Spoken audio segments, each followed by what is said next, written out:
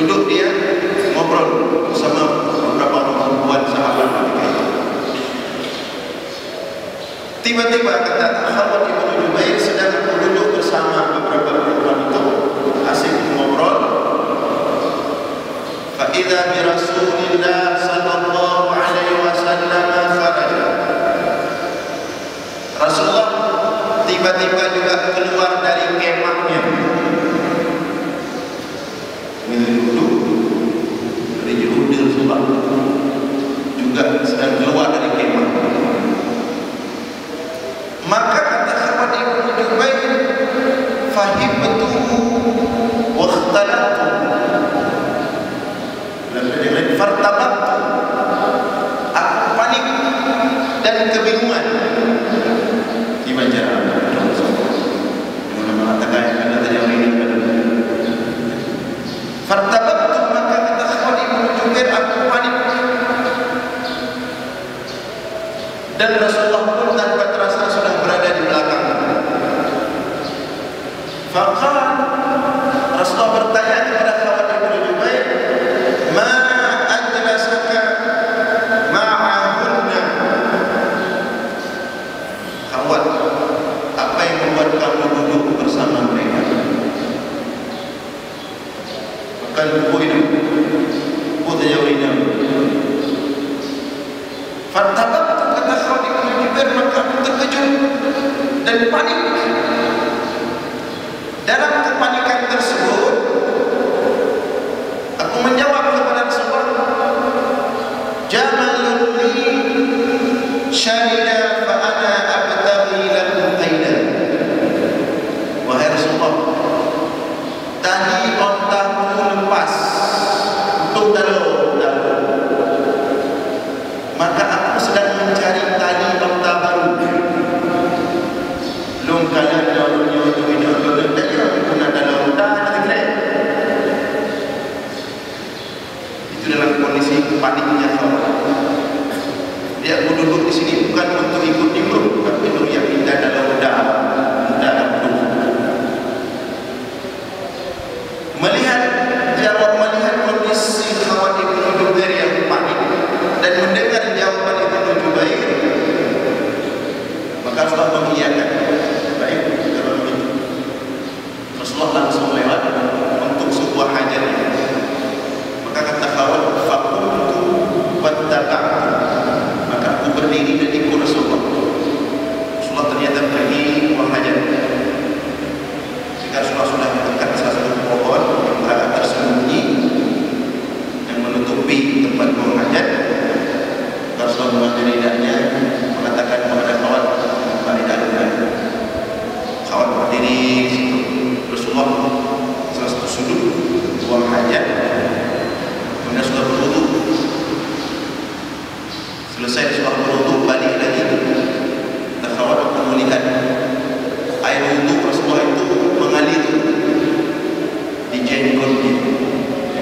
Wudu yang sempurna, basah sampai tersisa banyak jenggot itu. Nah, kata kawan, kemudian aku memberikan ridha itu kepada Rasulullah. Kami pun balik ke kemah masing-masing. Setelah kami bungkus-bungkus kemah, kami buka, kami melanjutkan perjalanan. Maka pasukan pun bersiap-siap. Ada yang pakai onta, ada yang pakai kuda, ramai sekali ribuan. Kata kawan, dalam perjalanan setiap Rasulullah berjumpa denganku, maka dia bertanya, gimana? Kamu kalau yang bangun darul ma fa'ala syarab jabrik, gimana? Karena ada yang bangun. Kemudian Rasulullah ke depan, atau ke belakang, ada pasukan besar. Rasulullah kadang-kadang ke depan, kadang-kadang ke belakang, kadang-kadang sebelah kanan, memantau.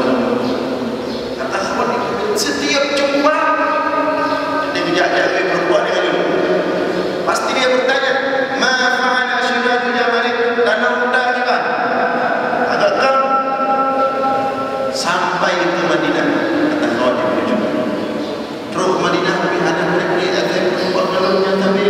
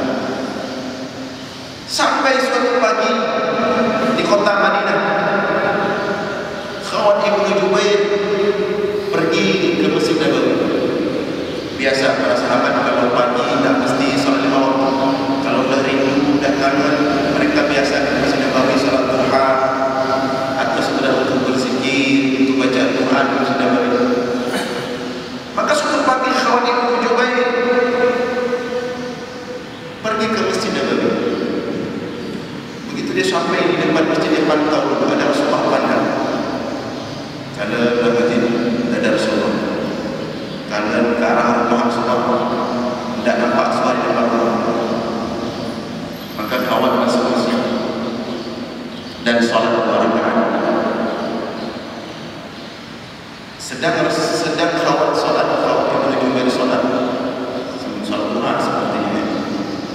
Sedang khawat menuju dari solat 2 rakaat. Ternyata tiba-tiba Rasulullah keluar dari rumah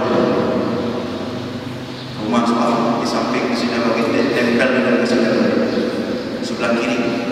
Keluar Rasulullah dari rumahnya, masuk ke masjid Nabawi, juga salat sunat dan berdiri di sebelah samping Khalid bin Jubair. Khalid bin Jubair, Rasulullah samping Khalid bin Jubair dekat. Kemudian Khalid Rasulullah pada Rasulullah samping diwawancara. Maka terus solat pun diperpanjang. Pokoknya tidak berubah dengan Rasulullah. Selesai Rasulullah solat, Rasulullah duduk. Nah, hadirin sekalian, ini kisah sangat sederhana tentang kehidupan sehari-hari Rasulullah bersama para sahabat. Tapi di dalamnya ada pelajaran yang cukup penting sekali. Ada pelajaran yang sangat besar untuk kita umat. Bagaimana tentang sistem pendidikan Rasulullah kepada sahabat-sahabatnya. Kita sering mengatakan kalau Rasulullah enak, sahabat-sahabat itu orang-orang baik, orang-orang tulus. Kita ini macam model dulu, cukup benda-benda dan buku-buku. Tidak demikian. Objek pendidikan itu lebih capek Rasulullah daripada kita sebenarnya. Rasulullah yang Rasulullah didik itu orang yang sudah menyembah berhala berpuluhan tahun. Tengok mana yang menyembah berhala yang jadi didik itu. Cuman mayat cuman masjid dan gedung. Yang Rasulullah urus dulu orang yang sudah menyembah berhala berpuluhan tahun, bahkan mereka ada yang membuat berhala dengan tangan mereka sendiri. Yang Rasulullah didik dulu itu orang yang setiap hari tangannya berlumuran dengan darah. Perang antar kabilah, antar suku, keseharian para sahabat. Perang lebih, rumah perang lebih. Dek, karena rumah perang yang ada hubungan. Rasulullah mendidik orang-orang yang pernah menguburkan anak perempuannya dengan tangannya sendiri. Betapa berat orang yang ditangani oleh Rasulullah. Rasulullah mendidik orang-orang yang haus dengan jabatan. Radhiyallahu anhu wa radu anhu. Mereka orang diridhai oleh Allah. Laqad la yu'thiruna 'ala anfusihim wa law kana bihim khasasah. Tadi juga di musyrik kita membacakan ayat tentang sosok para sahabat yang dipuji oleh Allah. Muhammadur Rasulullah walladzina ma'ahu asyidda'u 'alal kuffari ruhama'u bainahum. Para sahabat itu orang-orang yang tegas, yang keras terhadap orang-orang kafir. Ruhama'u bainahum, sebaliknya saling mencintai, menyayangi sesama mereka. Orang yang suka berperang, yang suka membunuh, yang suka menumpahkan darah, yang suka menguburkan anak perempuannya hidup-hidup, dirubah oleh Islam menjadi ruhama'u bainahum, saling mencintai, saling menyayangi dalam bingkai ukhuwah kuat dan solid. Maka di sini keberhasilan sesuatu luar biasa. Setelah usaha yang begitu capek dan berat, semua dikumpulkan oleh Rasulullah. Yang tua, yang muda, yang anak kecil, semua berhasil dirangkul oleh Rasulullah. Anak Mid yang jadi ulama-ulama pada masa anak Mid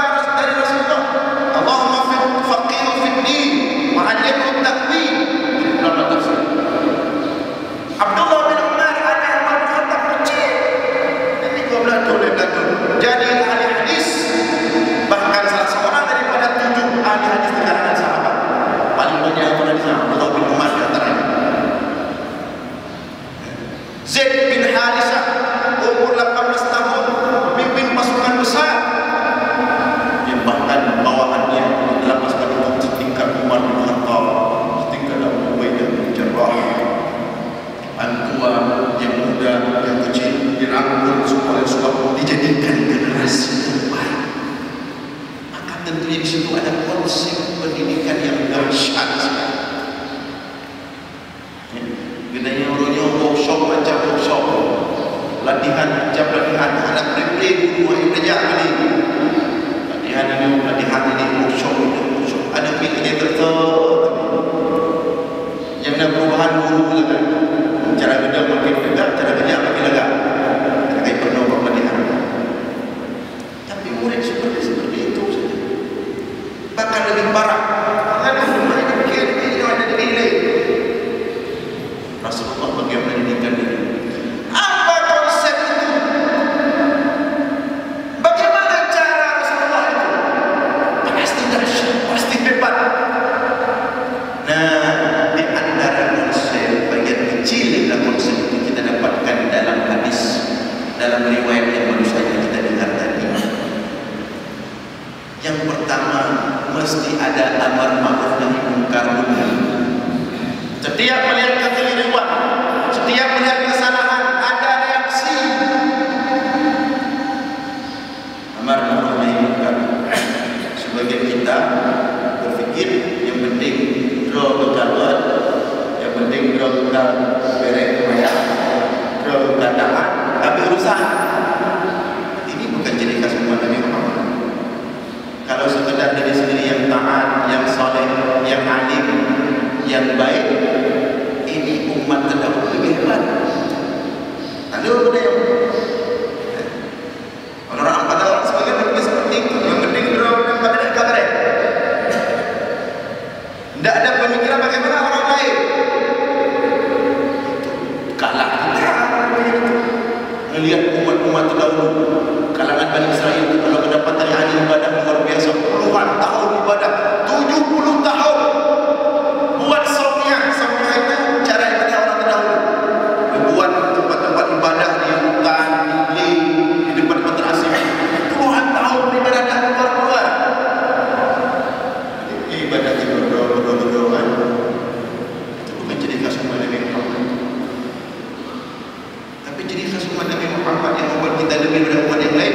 Kuntum khaira ummatin ukhrijat lin-nas ta'muruna bil ma'ruf wa tanhauna 'anil munkar. Kalian umat terbaik yang Allah keluarkan ke permukaan bumi. Kenapa? Amar ma'ruf nahi munkar. Al-mu'min alladhi yukhalitu an-nas wa yasbir 'ala adab khairun wa afdal min al-mu'min alladhi la yukhalitu an-nas wa la yasbir 'ala adab. Orang-orang beriman yang bergaul masuk ke semua kalangan. Kadang-kadang kita memandang bionya yang pertama yang kadang-kadang bio pinggir jalan yang enggak apa sampaikan dakwah. Lebih baik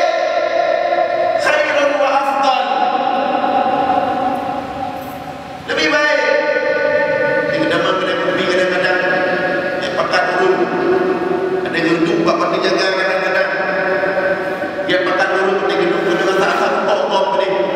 Tapi gedung merupakan orang yukhalitun nas bergaul, bergabung untuk mengajak mereka kepada kebaikan.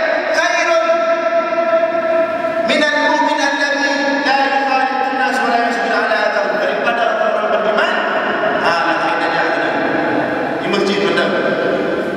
Ala haidanya menghadap ke hamba ketika tak sabar. Itu dia nak pegah ni, pegah lagi. Dia dah duduk yang dekat pegah ni, pegah ni, tak sabar. Dia di masjid tempat bagus saja. Ini kurang baik. Kerana itu ciri khas orang-orang umat Nabi Muhammad SAW. Bahkan dakwah kita itu lebih jauh speknya, lebih jauh ruang lingkupnya di alamin. Kalau Nabi Rasul terdahulu cuma Rasulullah utus, Allah utuskan untuk kaumnya masing-masing. Kita ini Nabi Muhammad Allah utuskan ke seluruh alam. Maka tugas kita itu besar. Bahkan skala dakwah kita jauh. Anda lihat itu jemaah tabligh bagus. Anda lihat dakwah mereka itu internasional. Jaringannya luas sekali. Semua negara mereka berdakwah dari Aceh ke Eropah, dari Aceh ke Inggris. Dia ada fikir pun di Mina lebih dari lalu. Pikiran saya dia ada gerasi.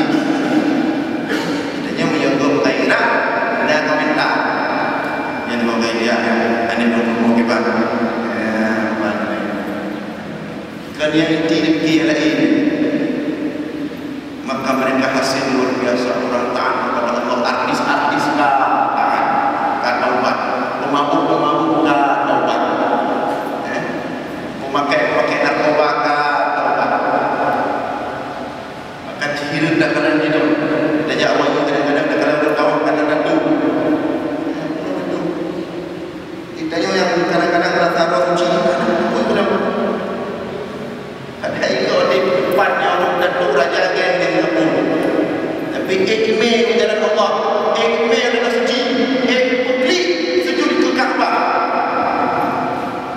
Tadi pro korban kadang buat lebih buat pro hidayah ketika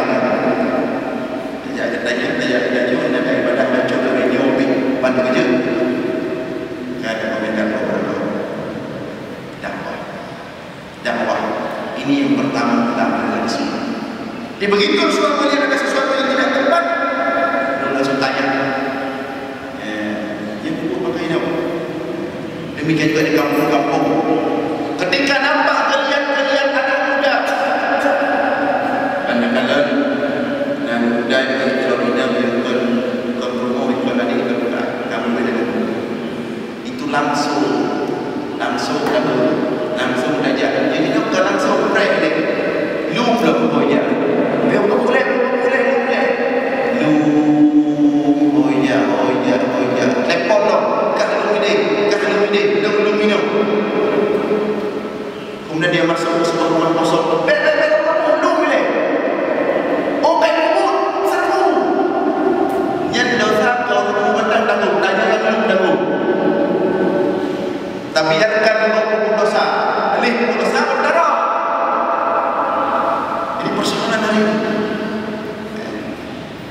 Ada orang amar ma'ruf nahi munkar semua tak bisa cara. Kalau ada orang yang suka dulu, orang buat maksiat, ketika dia membuat maksiat dan dia diprotek, diberi dulu sampai terjadi maksiat. Itu membiarkan maksiat terjadi. Maka dosa bukan ditanggung oleh pelaku, tapi juga orang yang dulu. Ini terjadi kadang dari kampung. Kita baca Quran, adalah digelepek. Satu pasangan di sebuah rumah. Kita baca Quran, judul Alhamdulillah Uday Muhammad Abdi Gampur. Kita baca berita kisah kronologi terdekat bila dari Portugal malam. Boleh mana kalau yang terbaik. Makanan dari Portugal zaman Portugal dari luar. Nah, ini pelajaran kedua. Pelajaran ketiga, cara amar ma'ruf nahi munkar. Ini kita yang hadir jamaah ini.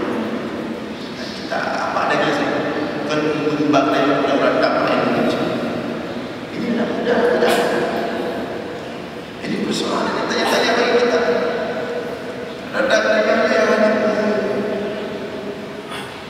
Tak khawatir. Mungkin nanti berbuat 20 termasuk belum.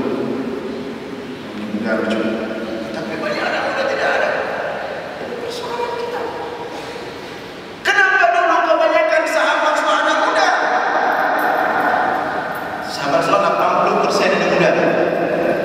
Nanti pulang ke rumah bapak ibu boleh cek sejarah sahabat semua. Pada itu dulu sahabat umur bunga doa